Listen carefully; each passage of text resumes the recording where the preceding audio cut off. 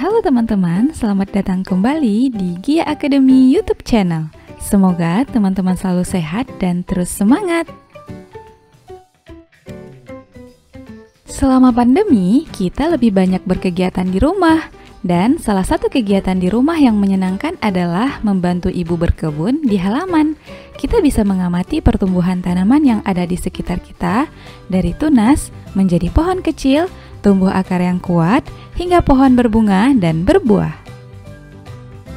Tahukah teman-teman, kenapa tumbuhan bisa tumbuh semakin tinggi dan besar? Hal tersebut terjadi karena sel pada tumbuhan aktif untuk membelah diri. Sel-sel tersebut akan berkumpul dalam jumlah banyak dengan bentuk, fungsi, dan sifat yang sama sehingga menjadi sebuah jaringan. Lalu, apa sajakah jenis jaringan pada tumbuhan yang membuat tumbuhan menjadi besar dan tinggi? Nah, untuk mengetahui jenis-jenis dan fungsi jaringan pada tumbuhan, di video kali ini kita akan membahas struktur jaringan tumbuhan. Jadi, jaringan tumbuhan merupakan gabungan sel pada tumbuhan yang mempunyai bentuk, struktur, dan fungsi yang sama. Berdasarkan tipe dan fungsinya, jaringan pada tumbuhan terbagi dua, jaringan meristem dan jaringan dewasa. Yuk kita bahas satu persatu. Jaringan meristem merupakan jaringan yang aktif membelah dan belum mengalami diferensiasi. Jaringan meristem memiliki dinding sel yang tipis, nukleus yang besar, bersitoplasma padat, vakula kecil bahkan hampir tidak ada, dan selnya tidak menyimpan cadangan makanan. Jaringan meristem ini memiliki sifat totipotensi yang tinggi, yaitu kemampuan sel untuk tumbuh dan berkembang menjadi individu lengkap seperti induknya. Berdasarkan asalnya, jaringan meristem tumbuhan terdiri dari meristem primer dan meristem sekunder. Meristem primer merupakan jaringan muda yang berasal dari sel-sel embrionik, terdapat pada ujung batang dan akar, sehingga dapat membuat akar dan batang bertambah panjang.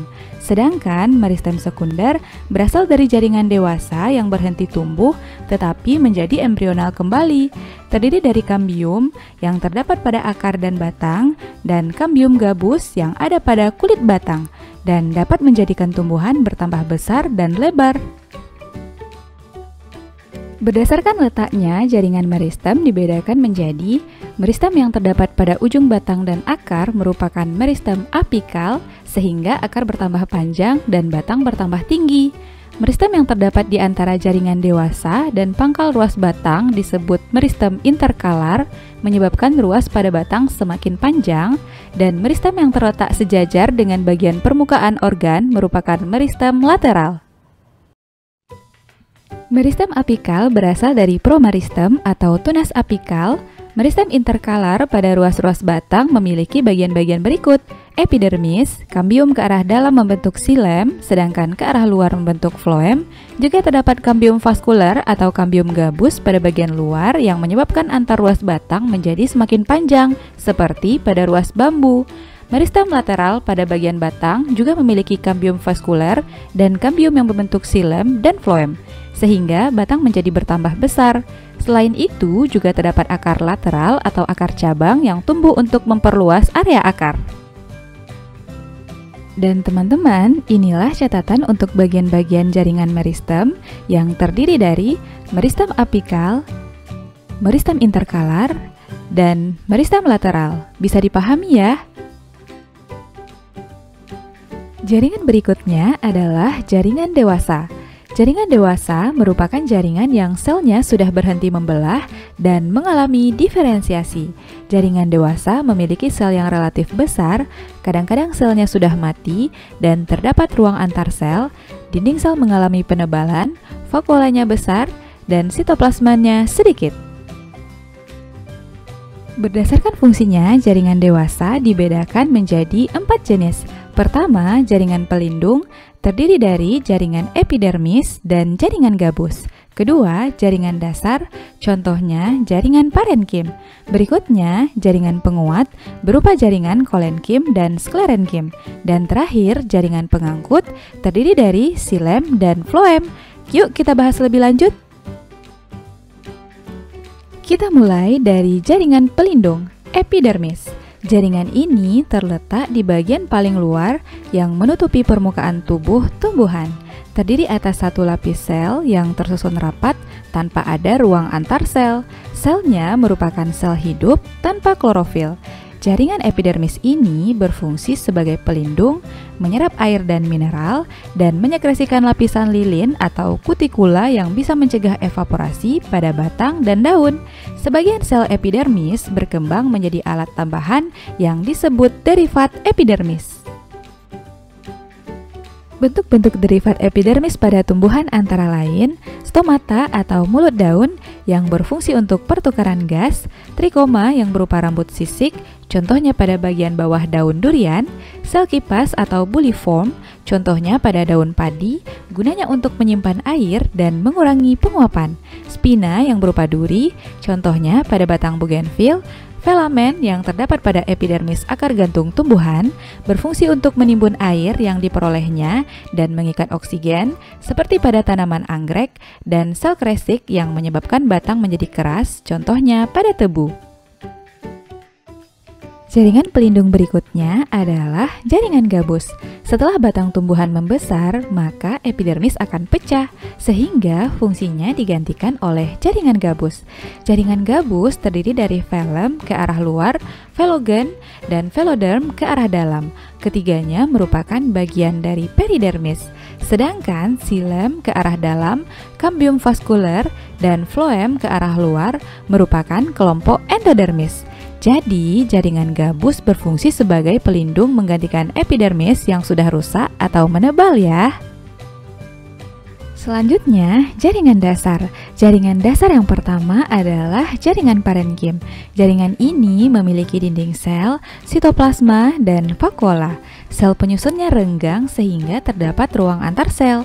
Jaringan parenkim terletak hampir di semua bagian tumbuhan, memiliki ruang antar sel yang berguna untuk pertukaran gas, dinding selnya tipis sedangkan vakuolanya besar untuk menyimpan cadangan makanan, dan selnya berbentuk segi banyak atau polihedral.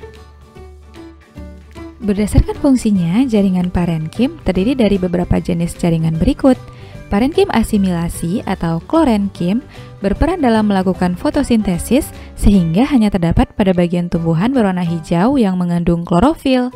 Parenkim udara atau airenkim terdapat pada alat pengapung tumbuhan hidrofit seperti pada enceng gondok. Parenkim penimbun sebagai tempat penyimpan cadangan makanan, contohnya umbi, akar rimpang, biji, dan empulur batang. Selanjutnya, parenkim penutup luka, yang merupakan regenerasi parenkim baru, disebut juga velogen atau jaringan gabus. Parenkim pengangkut yang terdapat pada xilem dan phloem, dan parenkim air untuk menyimpan air, contohnya pada tanaman xerophyt dan epiphyt yang batangnya berlendir dan hidup di tempat yang panas. Sedangkan berdasarkan bentuknya, jaringan parenkim terbagi menjadi parenkim palisade, selnya berbentuk tegak dan banyak mengandung kloroplas terdapat pada mesofil daun. Parenkim bunga karang atau spons, bentuk sel tidak teratur, memiliki banyak ruang antar sel dan juga terdapat pada mesofil daun. Parenkim bintang atau actinankim, bentuk sel seperti bintang yang saling menyambung, contohnya pada tangkai bunga Canna sp, dan parenkim lipatan, dinding selnya melipat ke arah dalam dan mengandung kloroplas, contohnya pada mesofil daun pinus dan padi. Oke teman-teman, sampai di sini berarti kita sudah membahas dua kelompok jaringan. Jaringan pelindung yang terdiri dari jaringan epidermis dan gabus, dan jaringan dasar yaitu jaringan parenkim. Berikutnya kita bahas jenis-jenis jaringan penguat dan pengangkut. Tonton terus videonya ya. Jaringan penguat atau disebut juga jaringan mekanik merupakan jaringan yang menunjang bentuk tubuh tumbuhan, selnya kuat dan tebal, serta telah mengalami spesialisasi. Jaringan ini berfungsi sebagai penegak dan penguat daun, melindungi embrio biji, melindungi tumbuhan dari gangguan mekanis, memperkuat jaringan airenkim, dan melindungi jaringan pengangkut. Berdasarkan bentuk dan sifatnya dibagi dua, yaitu jaringan kolenkim dan jaringan sklerenkim. Pertama, jaringan kolenkim merupakan organ penguat pada organ tumbuhan yang masih aktif membelah. terdapat pada akar, batang, daun, bunga, dan buah yang terkena sinar matahari, tersusun atas sel hidup.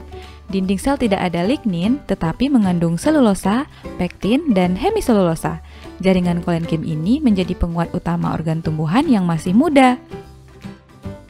Jaringan kolenkim dibedakan menjadi 4, yaitu kolenkim angular, penebalan di bagian sudut daun seperti pada seledri, kolenkim lamelar, penebalan di bagian dinding sel tangensial, contohnya pada bagian batang dan daun, kolenkim anular, dinding sel menebal secara merata, contohnya pada daun wortel, dan kolenkim lakunar, penebalan pada ruang antar sel. Jaringan penguat kedua adalah jaringan sklerenkim, merupakan jaringan penguat pada organ tumbuhan yang telah berhenti membelah dan tidak mengalami pertumbuhan. Terjadi penebalan merata pada seluruh dinding sel, selnya merupakan sel mati, dinding sekunder tebal dan disusun oleh lignin, terdiri dari serabut sklerenkim dan sklereid atau sel batu. Serabut sklerenkim merupakan sel yang membentuk serat, contohnya pada tanaman agave dan hibiscus cannabinus. Sklereid merupakan sel yang mati saat dewasa, tapi protoplasmanya tetap aktif. Contohnya adalah buah pir, kulit kacang, daun dan kulit biji dikotil, dan batok kelapa. Kelompok jaringan berikutnya adalah jaringan pengangkut. Pertama, xilem, berperan mengangkut air dan zat hara dari akar ke daun. Sel sudah mati dengan dinding sekunder yang tebal dan tersusun atas lignin, terdiri dari unsur trakeal yaitu trakea dan trakeid, serabut xilem, dan parenkin xilem, juga terdapat unsur pembuluh. Ketiga komponen xilem tadi memiliki karakteristik dan fungsinya masing-masing. Unsur trakeal berperan dalam mengangkut air dan zat hara. Trakea terdiri atas sel yang tersusun memanjang dengan ujung berlubang dan bersambungan pada ujung dan pangkalnya. Trakeid merupakan sel panjang dengan ujung yang runcing tanpa ada lubang sehingga terbentuk dengan pasangan noktah pada dua ujung trakeid yang saling menimpa. Serabut xilem merupakan sel panjang dengan dinding sekunder yang berlignin dan terdiri atas serabut trakeid dan libriform. Parenkim xilem tersusun atas sel yang masih hidup dan berfungsi sebagai cadangan makanan, terdiri dari dua macam, yaitu parenkim kayu dan parenkim jari-jari empulur. Jaringan pengangkut berikutnya adalah floem, terdiri atas sel hidup dan sel mati yang meliputi unsur-unsur kibral atau sel tapis dan komponen pembuluh tapis, sel pengiring, sel albumin, parenkim floem, dan serabut floem. Jaringan floem berfungsi untuk mengangkut zat makanan hasil fotosintesis ke seluruh bagian tubuh tumbuhan sebagai tempat penyimpanan zat organik dan menunjang pertumbuhan tumbuhan. Kelima komponen floem tadi juga memiliki karakteristik dan fungsinya masing-masing. Sel tapis memiliki bentuk seperti tabung dengan ujung berlubang. Sel ini berikatan dengan sel tapis lainnya dan saling berlekatan antara dinding ujung sel di bawah dan di atasnya. Sel pengiring merupakan deretan sel hidup yang menyerupai parenkim, berperan dalam transport zat makanan dan tidak dijumpai pada gimnosperme dan pteridophyta. Sel albumin terletak di dekat sel tapis, kaya akan zat albumin yang menyusun jari-jari empulur dan hanya bisa ditemukan pada gimnosperme. Parenkim floem terletak di bagian buluh tapis dan berfungsi untuk menyimpan cadangan makanan. Terakhir, serabut floem berbentuk panjang dengan ujung sel saling berhimpitan. Dinding sel mengalami penebalan sekunder sehingga berfungsi sebagai penguat floem. Nah, teman-teman, itulah keseluruhan jaringan pada jaringan dewasa. Bisa dipahami ya? Selanjutnya, kita akan membahas bagaimana proses pengangkutan air dan mineral pada tumbuhan. Jadi, pada tumbuhan tingkat tinggi terdapat dua macam pengangkutan zat yang diperoleh dari tanah, yaitu proses pengangkutan ekstravaskular dan intravaskular. Yuk kita bahas! Pertama, pengangkutan ekstravaskular. Proses pengangkutan ini terjadi di luar pembuluh angkut xilem dan floem. Zat diangkut dari rambut akar melewati epidermis, diteruskan sepanjang korteks, memasuki bagian endodermis, hingga sampai ke perisikel di dekat silinder pusat atau floem dan xilem. Nah, berdasarkan jalurnya, proses pengangkutan ini dibedakan menjadi dua, yaitu transportasi simplas, pengangkutan zat melalui plasmodesmata di sitoplasma, dan transportasi apoplas, pengangkutan zat melalui dinding sel. Jadi, transportasi simplas memasuki bagian dalam sel ke sel, sedangkan apoplas hanya melewati bagian tepi dinding sel.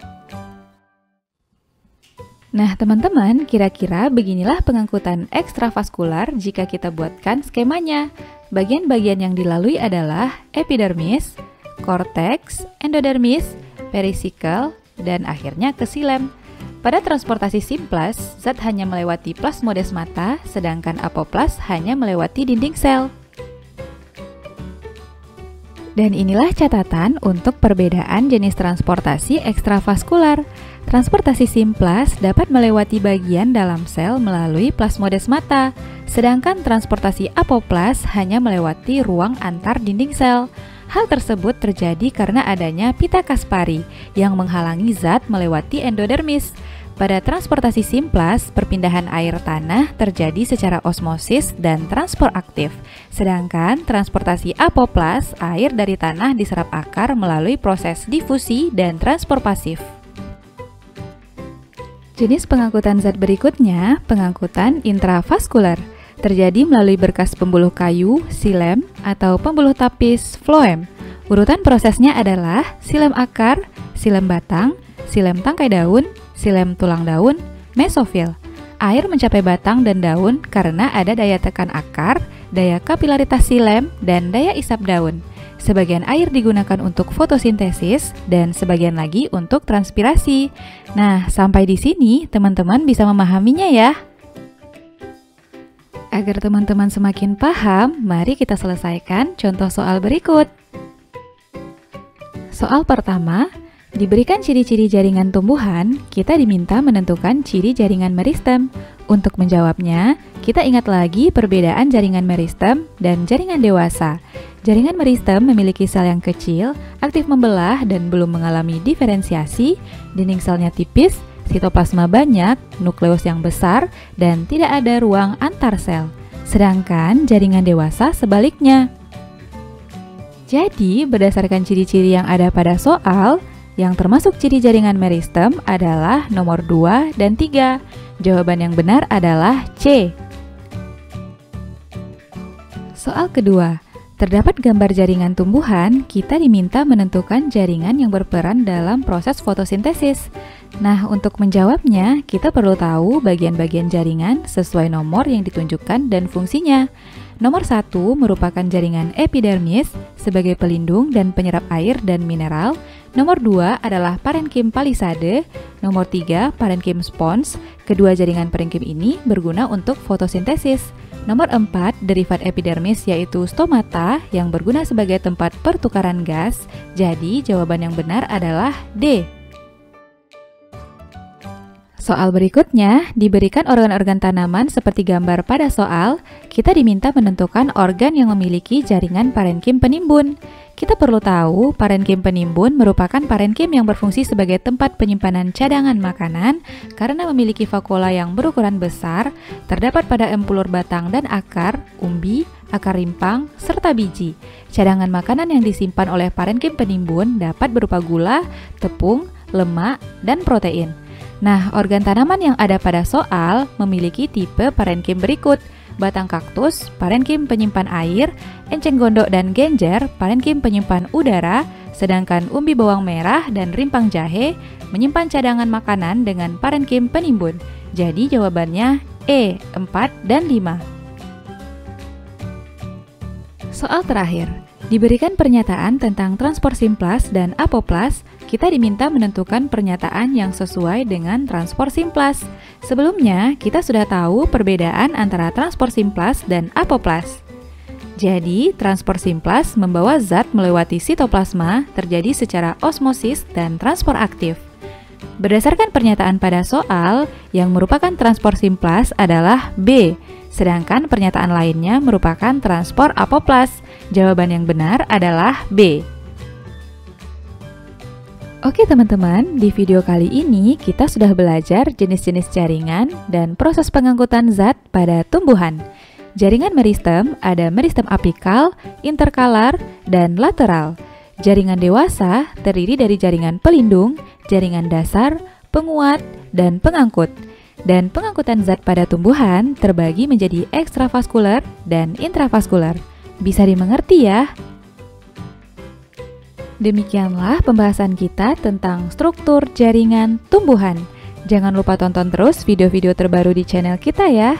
Sampai jumpa di video berikutnya.